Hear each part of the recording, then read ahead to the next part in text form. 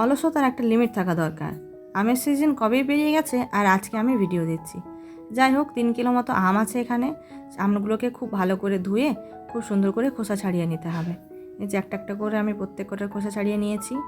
এই দেখুন, এভাবে আঁটিটাকে বের করে এই যে পাতলা পর্দা থাকে সেটাকেও তুলে ফেলে দিতে হয়। যে সুন্দর করে আমি আমগুলো কেটে নিয়েছি।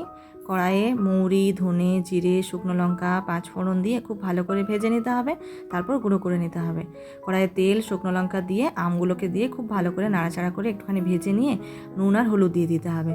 তারপর চাপা দিয়ে খুব ভালো করে আমগুলোকে ভেজে নিতে হবে। তার ফলে কী হবে, জল ছাড়াই আমটা সেদ্ধ হয়ে যাবে। তারপর পরিমাণ মতো গুড় দিয়ে আমটার সাথে খুব ভালো করে মিশিয়ে নিতে হবে। এই যে দেখুন কালারটা কতটা সুন্দর হয়েছে। একটুখানিও জল দিইনি। তারপর যে মশলাটাকে করে রেখেছিলাম সেটাকে আমি খুব ভালো করে দিয়ে দিয়েছি। বেশ অনেকটা পরিমাণ মশলা দিতে হবে, তাহলে আম গুড়ের স্বাদ খুব ভালো হয়। ব্যাস, গুড় আম তৈরি হয়ে গেল। প্রচণ্ড গরমে ভাত খাওয়ার মূল আকর্ষণ এটা।